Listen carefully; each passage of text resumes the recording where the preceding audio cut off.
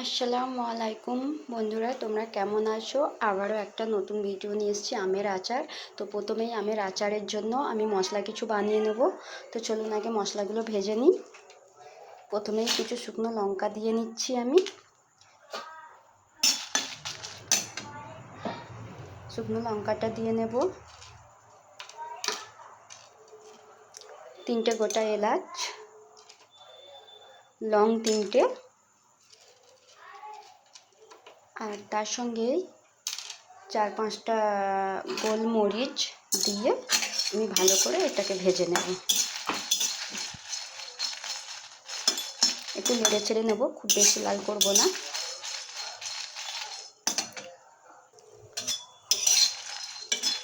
এটা ভাজা ভাজা হয়ে গিয়েছে, তো তুলে নেব এটাকে।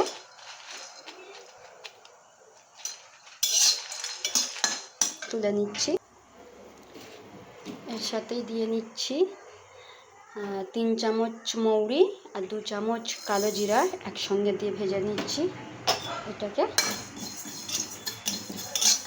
একটু নেড়ে চেড়ে নেব।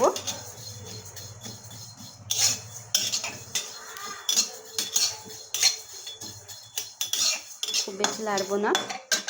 তার সঙ্গেই দিয়ে নিচ্ছি 2 চামচ জিরে,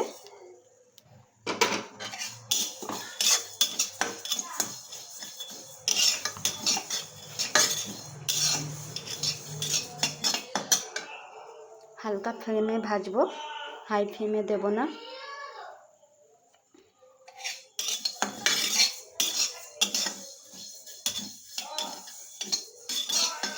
এটা ভাজা ভাজা করে নিয়েছি। তার সঙ্গেই দিয়ে নেব 3 চামচ কালো জিরে, ওই সর্ষে, 3 চামচ সাদা সর্ষে। আপনারা 2 রকমেরই সর্ষে সমান সমান এবং কি দুটোই দেওয়ার চেষ্টা করবেন, দুটোই দিয়ে নেবেন।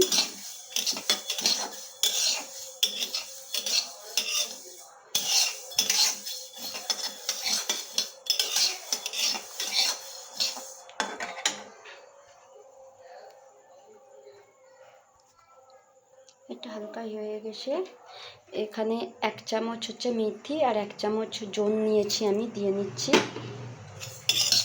মেথিটা কম পরিমাণে দেওয়ার চেষ্টা করবেন, বেশি দেবেন না, কারণ মেথিটা তেতো আছে। তো বেশি মেথি পড়লেই তেতো হয়ে যাওয়ার সম্ভাবনাটা বেশি আছে। তো মেথিটা পরিমাণ মতন কম করে দেবেন।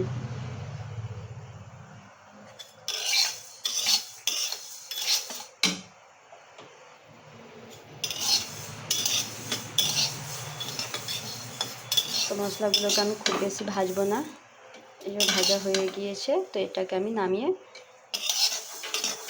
ঠান্ডা করে নেব। এর মধ্যেই আমি নুন দিয়ে নিচ্ছি। নুনটাকে ভাজা ভাজা করে নেব।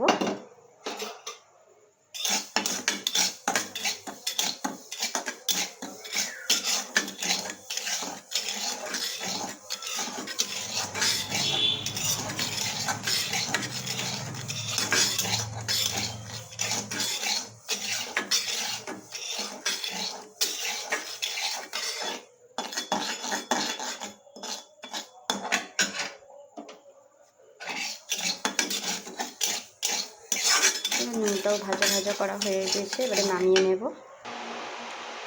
আমি এখানে তেল নিয়ে নিচ্ছি।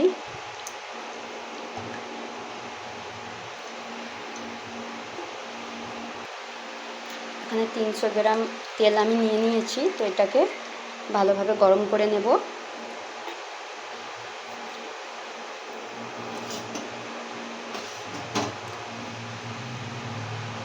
তেলটা গরম হয়ে গিয়েছে, ফুটে উঠছে, তো আমি বন্ধ করে দেবো। এই তেলটাকেও আমি ঠান্ডা করে নেব। ততক্ষণ এটা ঠান্ডা হোক, মশলাটাকে আমি করে নেব।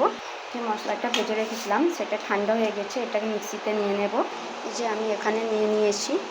তো এতেই আমি এই বাটির 1 বাটি আমি চিনি এর সঙ্গে দিয়ে দিচ্ছি, দিয়ে একসঙ্গে পেস্ট করে নেব।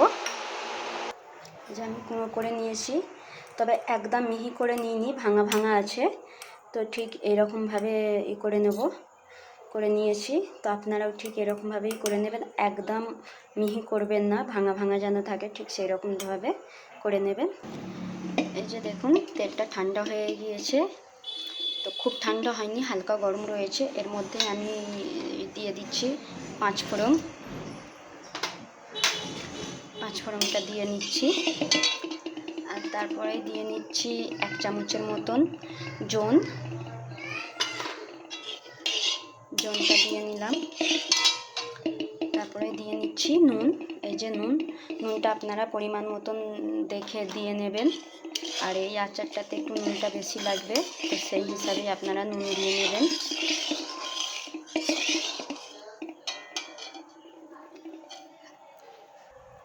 আর এর মধ্যেই দিয়ে নেব 2 চামচ পরিমাণে হলুদ গুঁড়ো,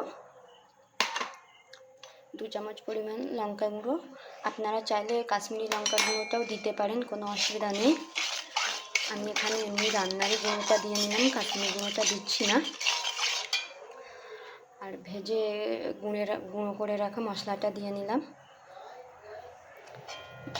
দিয়ে আর সবশেষে ভিনিগার 3 চামচের মতন দিয়ে নিলাম। ভিনিগারটা অবশ্যই দেবেন। আর হিং যদি থাকে আপনাদের কাছে তো হিংটাও দিয়ে নেবেন, কারণ আমার কাছে হিংটা নেই, তো তাই আমি দিলাম না, আমি শুধু ভিনিগারটা দিলাম। হিংটা দিলে একটা আচারের সেন্টটা খুব সুন্দর আসে, খুব ভালো লাগে ওই হিং দিলে। তো এটাকে খুব সুন্দরভাবে ভালোভাবে আমি মিক্স করে নেব। আর ভিনিগারটাও দেবে, কারণ ভিনিগারটা আচারের মধ্যে দিলে তবে আচারটা দীর্ঘদিন রাখতে পারবেন, তা নাহলে থাকবে না, বেশি দিনে থাকবে না, খারাপ হয়ে যাওয়ার সম্ভাবনাটা বেশি থাকে। তো এটাকে আমি মিক্সড করে নিয়েছি। এর মধ্যে দিয়ে দেবো আম। তো বন্ধুরা, আগে আমের কথাটা বলে দিচ্ছি আমি, কারণ আমি তো আর লং ভিডিওটা বানাতে পারিনি, তো তাই দেখানো হয়নি। এটাকে আমি মিনিমাম 10 থেকে 16 ঘন্টার মতন আমি নুন হলুদ দিয়ে ভালো করে ধুয়ে শুকনো করে আমি মাখিয়ে রেখে দিয়েছিলাম 16 ঘন্টার মতন। রাখার পরে জলটাকে ঝরিয়ে নিয়েছিলাম, জলটা ঝরিয়ে রেখে তারপর আমি রোদ্দুরে সারাদিন রোদে দিয়েছি। রোদ না থাকলেও আপনারা হাওয়ার মধ্যেও পাখার তলাতেও রাখতে পারেন, কোনো অসুবিধা নেই। তো আমার এখানে রোদ পেয়ে গেছিলাম বলে আমি রোদ্দুরের মধ্যে দিয়ে দিয়েছিলাম।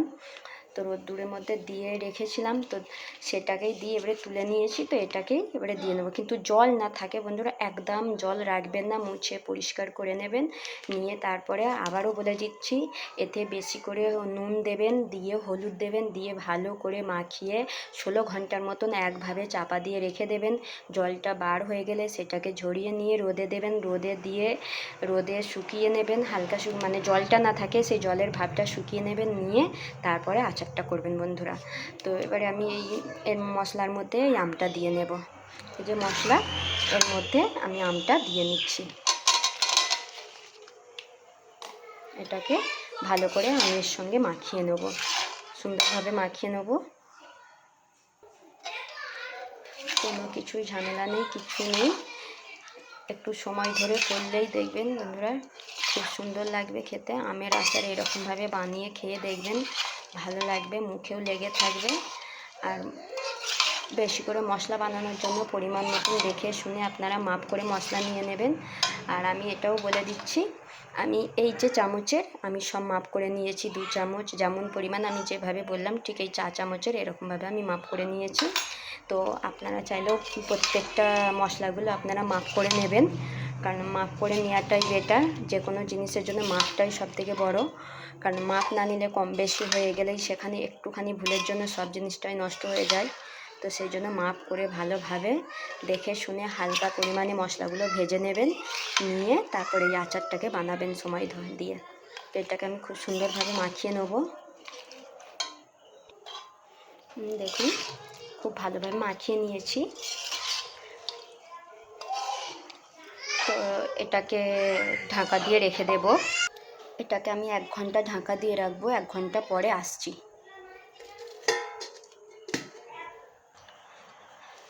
1-1.5 ঘন্টা পরে ফিরে এলাম। দেখুন মশলার সাথে আমগুলো কত সুন্দর মেখে গিয়েছে, আর তেলটা দেখতেই পাচ্ছেন কেমন নিচে নেমে গিয়েছে। তো এটাকে আমি করে নিয়ে আমি এবারে বয়মের মধ্যে ঢুকিয়ে নেব। তো বলে রাখি প্রথমেই, আমার এই আমের রেসিপিটা যদি ভালো লেগে থাকে বন্ধুরা লাইক কমেন্ট শেয়ার করে দেবেন। আর আরও নতুন নতুন ভিডিও পাওয়ার জন্য আমার চ্যানেলটাকে সাবস্ক্রাইব করে দেবেন। আর যেই প্রসেসে আমি এই আমের আচারটা বানালাম ঠিক এইরকমভাবে বানিয়ে খেয়ে দেখবেন। তো খুবই ভালো লাগবে। তো এবার আমি বয়মের মধ্যে নিয়ে নেব। আমি ঠিক এরকম বয়ম নিয়েছি, কাঁচের বয়ম। এটাকে ধুয়ে মুছে কড়া রোদের মধ্যে আমি শুকনো করে নিয়েছিলাম। তো এটা নিয়েছি। আর আমি গরম করে রাখা তেল প্রথমেই আমি উঠিয়ে নিয়েছিলাম, তো সেটাই এই বয়মের মধ্যে একটু উপর থেকে দিয়ে নেব। দিয়ে নিচ্ছি, নিয়ে এর মধ্যে এবার আমের আচারগুলো আমি তুলে নেব আস্তে আস্তে। ভালো করে চেপে চেপে আমি আমের আচারগুলো এর মধ্যে নিয়ে নেব।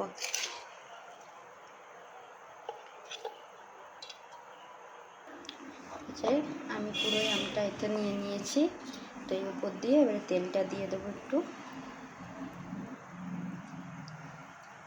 আরও প্রয়োজন পড়ে সেটা আবারও যদি কেউ ডবল করে তেল দিতে চান, তো এরকমভাবে তেলটাকে গরম করে তারপরে ঠান্ডা করে নিয়ে তবে এই বয়মের মধ্যে তেল দেবেন। আর কিছুদিন 10-15 দিনের মতন, 1 মাসের মতন একটু রোদে দেবেন, রোদে দিয়ে রেখে দেবেন, দেখবেন তারপরে খুব ভালো লাগবে। মুড়ির সাথে বা ভাতের সাথে, তরকারির সাথে বা রুটির সঙ্গে খেতেও খুব ভালো লাগবে। তো দেখুন এরকমভাবে বানিয়ে নিয়েছি আমি, বয়মে তুলে নিলাম। ভালো লাগলে সাপোর্ট করবেন। আল্লাহ হাফিজ, ভালো থাকবেন তোমরা সবাই।